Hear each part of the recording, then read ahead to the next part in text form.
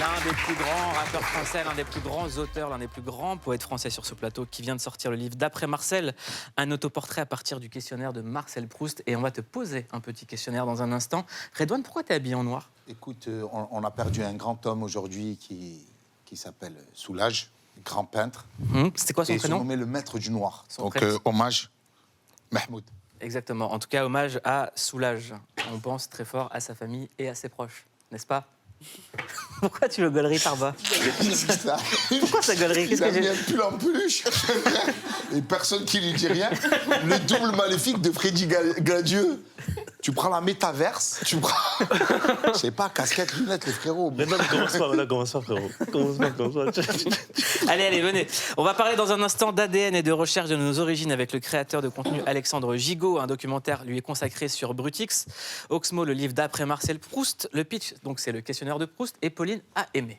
Ouais, moi j'ai adoré, comme à chaque fois avec toi, Oxmo. Et comme toujours, en fait, tu poses les questions les plus intimes, mais elles sont toujours universelles, et ça, c'est ta force. Et tu commences très fort, tu nous poses la question, que possédons-nous de plus précieux? Alors la beauté, l'argent, non. Tu nous dis ce dont on dispose de plus précieux, c'est le temps. C'est le temps, et le temps est top 7, tu en parles dans toutes tes chansons. Une qualité que tu chéris particulièrement, la parole donnée, la parole tenue, ça aussi, tu nous le dis. Et ton principal défaut, on l'apprend, on pensait que tu n'en avais pas jusque-là. Le silence qui enferme et la colère, on te découvre colérique, tu peux t'emporter, nous dis-tu. La recherche du bonheur pour toi, c'est savoir se contenter, reconnaître tout en sachant que la vie est pleine de peurs à combattre.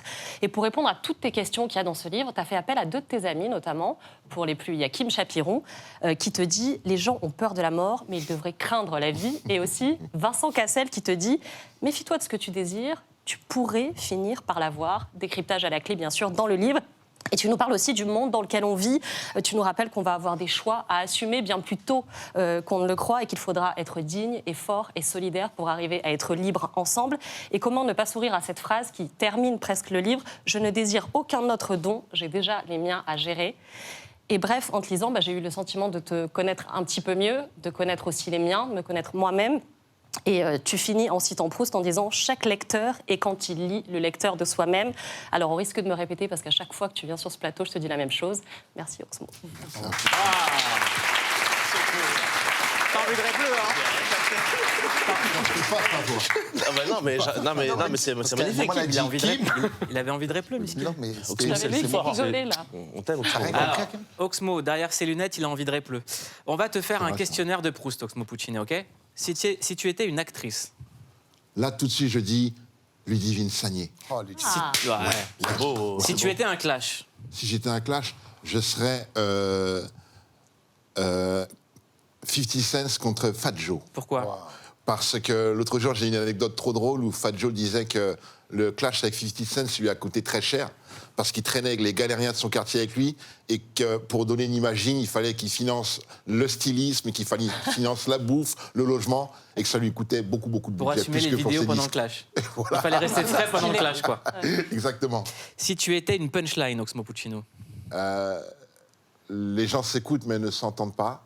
Beaucoup parlent de mal de ce qu'ils ne connaissent pas. Pas mal. Si tu étais un quartier. Je serais quartier des Halles à 7. Pourquoi? C'est paradisiaque, il y a les cafés, il y a le soleil, il y a les tiels. Et on embrasse Catherine Sellac, qui est la queen de Et cette... demi-portion aussi. Et demi-portion, évidemment. Et Jean-Marc Georges Jurani. Brassens aussi. Évidemment, mais lui, il est mort, Charlotte. Si Regarde tu les yeux étais verts. une tradition. Si j'étais une tradition, je serais le couscous. C'est une tradition comme une autre. Oui, c'est ma tradition. Si tu étais une phrase d'accroche pour un draguer sur une application. Pas de dick pic le premier soir. Pas mal. Ça, c'est clair.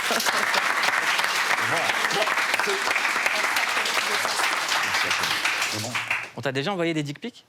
Ah non. Non. Mais j'ai été à côté de quelqu'un qui en a reçu, ça doit faire tout drôle. Ah, je croyais que c'était à côté de quelqu'un qui en envoyait. Faut pas faire ça. C'est plus risqué. Qu'est-ce que tu fais?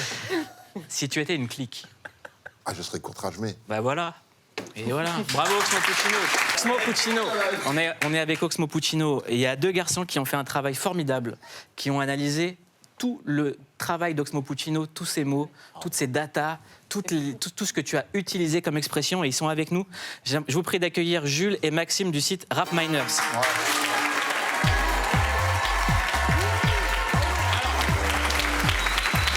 Jules Dubernard et Maxime Benoît, vous êtes les créateurs de RapMiners.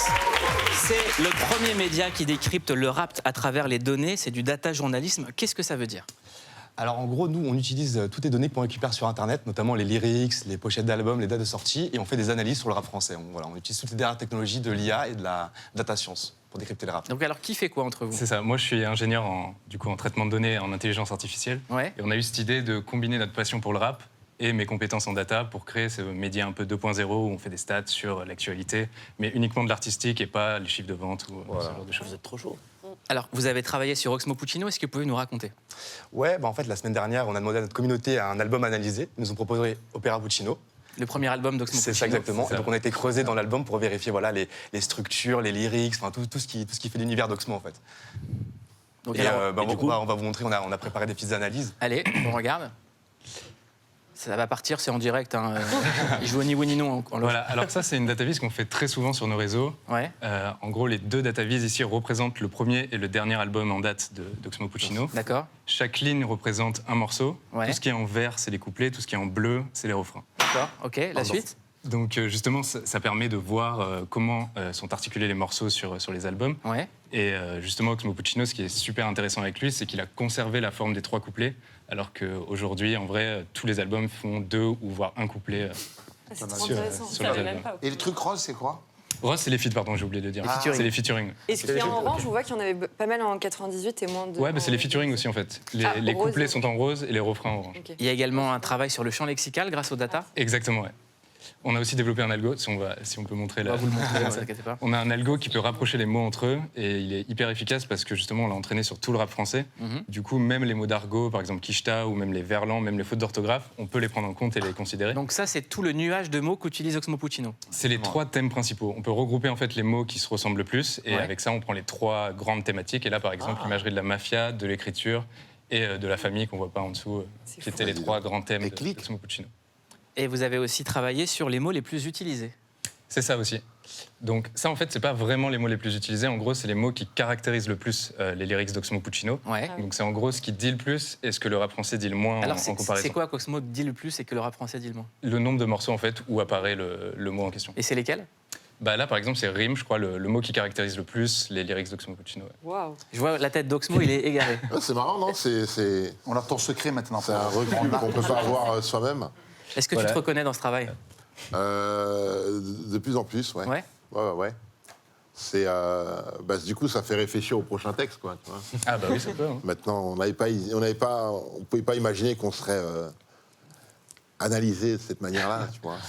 Est-ce que ça apporte dans la façon de parler rap, ce genre d'analyse ? En fait, avec le nombre de sorties qu'il y a aujourd'hui, c'est difficile de s'y retrouver des fois. Et les datas, ça permet de prendre de la hauteur, en fait. Tu vois, de voir les différences, l'évolution du rap sur 10 ans, 20 ans. Justement, Oxmo, on peut voir que malgré des années d'activité, les structures sont toujours un peu communes. Tu vois, ça permet en fait de prendre du recul et d'avoir une vision un peu objective du rap. Souvent, on parle du rap en mode j'aime ça, j'aime pas ça. Nous, jamais on donne notre avis, juste on donne des stats et les gens ils se font leur propre avis, en fait. C'est un peu ça le principe. Le champ lexical, il a beaucoup évolué depuis 20 ans dans le Du rap. rap général, tu veux Ouais. Ouais, énormément, ouais, clairement. L'un Là, des on mots. voit on que le les voit mots à l'écoute, d'Oxmo, ouais. c'est plus les mêmes. Oxmo, ce qui est intéressant, c'est qu'il y a vraiment un truc classique. On voit plume, on voit texte, on voit mic. Donc il y a vraiment quelque chose de l'essence du rap dans l'écriture d'Oxmo, en fait. Freddy ? L'un des mots qui revient le plus en ce moment, c'est Kishta. Quicheta, beaucoup. Ah ouais. Ah, je connais bien. Quicheta. C'est vrai, vous Dans avez chaque étudié album. Joule et il Mais a fait qu'est-ce que bugger la ça machine. signifie? Qu'est-ce que ça signifie, ouais. La Kishta? En tout cas, bravo pour Ce votre retour, travail, ce- les mecs. Merci. RapMiners, c'est magnifique. Franchement, c'est quoi l'ambition ?